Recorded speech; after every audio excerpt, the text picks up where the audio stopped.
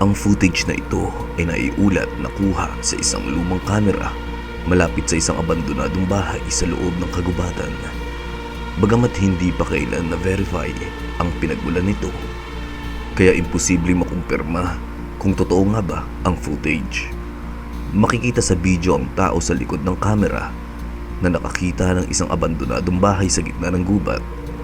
Ngunit pagkaraan ng ilang sandali, may mas kakaibang bagay na pumukaw sa kanyang pansin.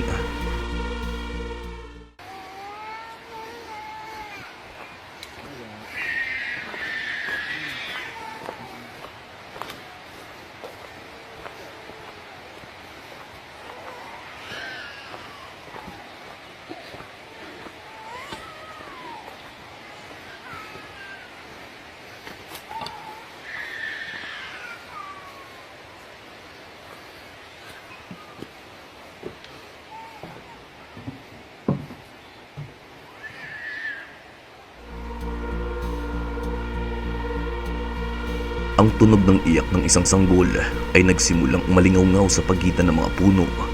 Batay sa reaksyon ng tao, malinaw na narinig niya ang mga iyak at sa kabila ng kanyang malinaw na takot, maingat siyang nagsimulang lumapit sa pinagmumulan ng tunog.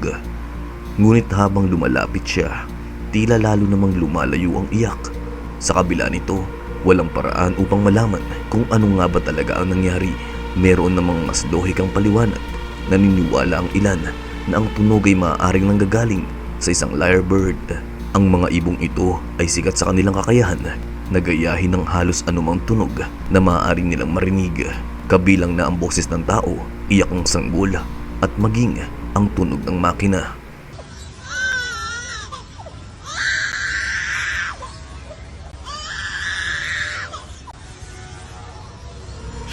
Ano man ang paliwanag, karamihan sa mga tao ay tiyak na mag-aalinlangan bago sundan ng tunog ng umiiyak na sanggol sa gubat patungo sa isang abandonadong gusali sa gitna ng kagubatan. Naging kumbinsido ang nag-record ng video na ito na ang kanyang pambatang manika na payaso ay kusa at mag-isang gumagalaw. Kaya nagsimula siyang idokumento ang lahat ng nangyayari sa loob ng bahay. Ipinaliwanag ng may-ari ng YouTube channel ng The Soul Catcher na isang gabi, nagising sila ng kanyang ama sa tunog ng nakakapangilabot na tawa mula sa may basement. Alam nila ang tanging bagay na naroon ay si Clyde, isang payasong manika na nakatago kasama ng iba pang koleksyon. Sa kagustuhan masiguro na walang nakapasok sa bahay, bumaba siya upang mag-imbestiga. Ngunit sa halip, isang nakakabagabag na bagay ang kanya natuklasan. Alright, so whatever it was, it's gone. Whoa.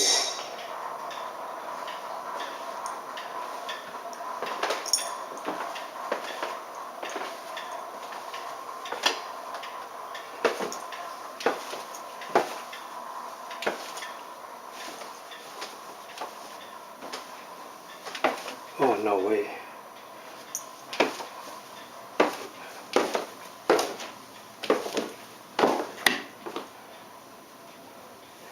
Alright, so it seems like something was trying to get out.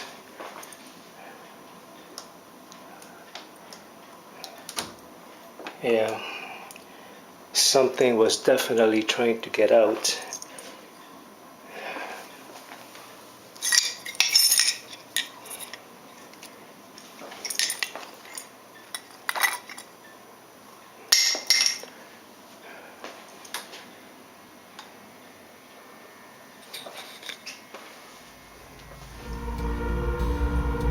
Ang isang krus na nakabitin sa tabi ng cabinet kung saan nakatago ang mga manika ay nasa sahig na at basag. Sa paniniwalang baka nasapian ng isa sa mga manika, kumuha siya ng holy water upang basahin ang koleksyon. Ngunit ilang sandali lang bago niya ito magawa ay meron pang mas kakaibang nangyari. Holy water I got from the church in my neighborhood. I'm going to pour at him and see if there's any reaction. I'd like to see if there's a violent reaction that comes from, that could come out from him.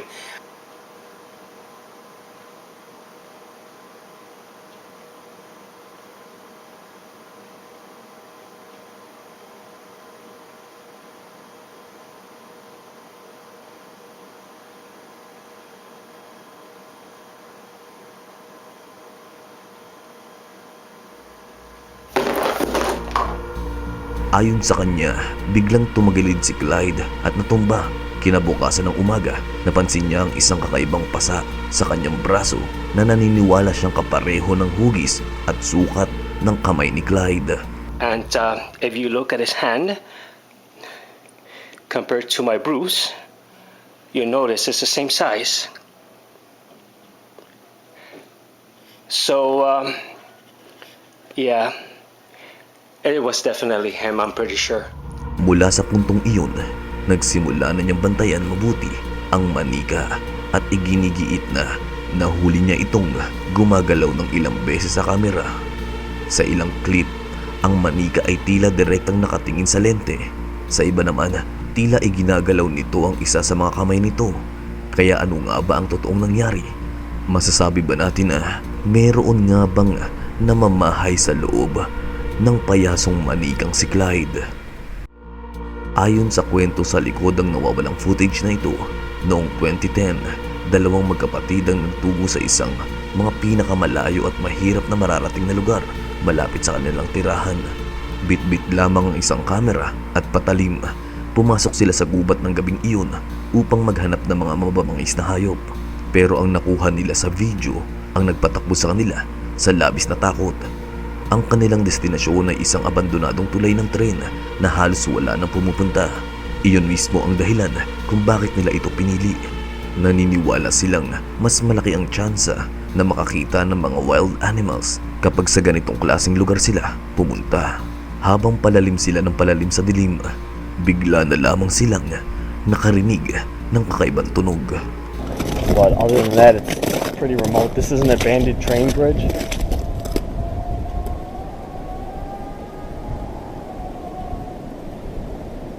Okay. I almost kind of don't want to go back over there. Yeah, my brother said he heard some weird things, but that's pretty weird. I've never heard a grizzly bear sound like that before. You got like chills going down your spine? Yup. I hope the camera got that.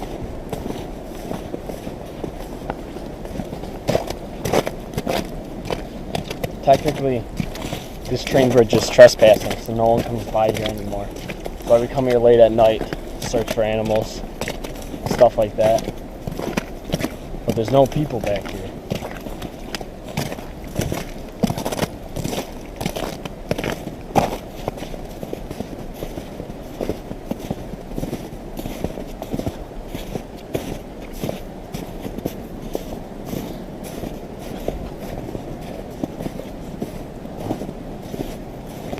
You take that one path up here.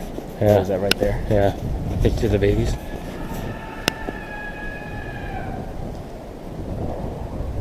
Oh, baby. Okay, I don't even want to go. I don't even want to... What the hell was that? Ayon sa kanila, ang tunog ay hindi katulad ng anumang narinig na nila noon. Hindi ito katulad ng anumang hayop na nakikilala nila. Sa kabila ng lumalaking takot, nagpatuloy pa rin sila.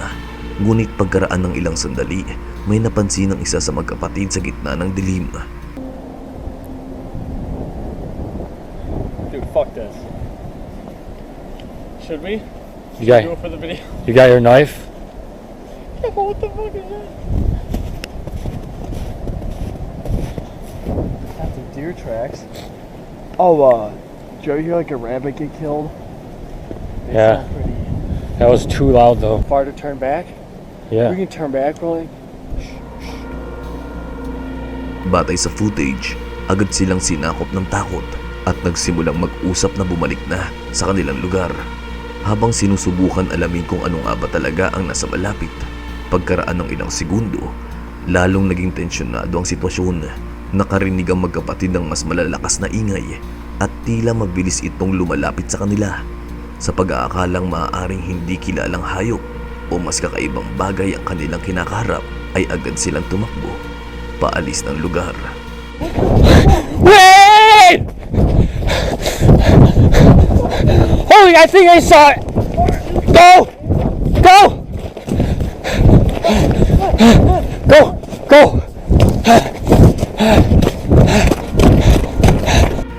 Tumatakbo sila sa gitna ng gubat patungo sa ligtas na lugar. Sa gitna ng takot, ang isa sa magkapatid ay sobrang takot na takot at halos hindi na makapagsalita. Habang paulit-ulit na iginigiit na kailangan nilang makalabas doon ng mabilis hanggat maaari. Kahit tumatakbo na sila, ay nagpatuloy pa rin ang mga kakaibang tunog sa kanilang likuran. Sa isang punto, sinasabi ng isa na may nakita siya sa dilim at tila pareho silang mabilis na tumatakbo ng buong lakas. Sa pagitan ng gulo, nabitawan nila ang kamera at pagkalipas ng ilang taon ay aksidente nila natagpuan ito sa mismong gubat. Nang maipost ang footage online, isinulat ng mga manonood na maaaring nakatagpo ang magkapatid ng mountain lion o isang oso na pinoprotektahan ang huli nitong pagkain. February 17, 2002, si Francisco Javier ay nakakita o nakapag-record ng isang video na mabilis namang kumuha ng atensyon mula sa mga taong nahuhumaling sa phenomenon na kilala bilang USOs o Unidentified Submersible Objects. Kuha sa isang VHS cam recorder noong may outing ang pamilya sa tabing dagat. Ang footage ay tila nagpapakita ng isang napakalaking bagay na dahan-dahang umaahon mula sa tubig ng Strait of Magellan bago misteryosong muling naglaho sa ilalim ng dagat. Está precioso hoy día, precioso, ¿no? Sí, está al máximo. No, es un espejismo que vimos. ¿Cómo apareció de repente? No sé. No se aprecia lo que sea. No. Es algo raro que vemos ahí, pero no se aprecia qué es lo que es. Pero, ¿tenemos ahí? Ay, durmió ya.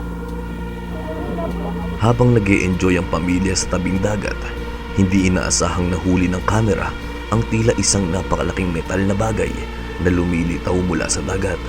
Ayon mismo sa lalaking nagvi-video, ito ay masyadong malaki at kakaiba para maging isang ordinaryong submarine. Ang napakalaking sukat nito, kakaibang kulay at di karaniwang kilos ay agad na naging kapansin-pansin.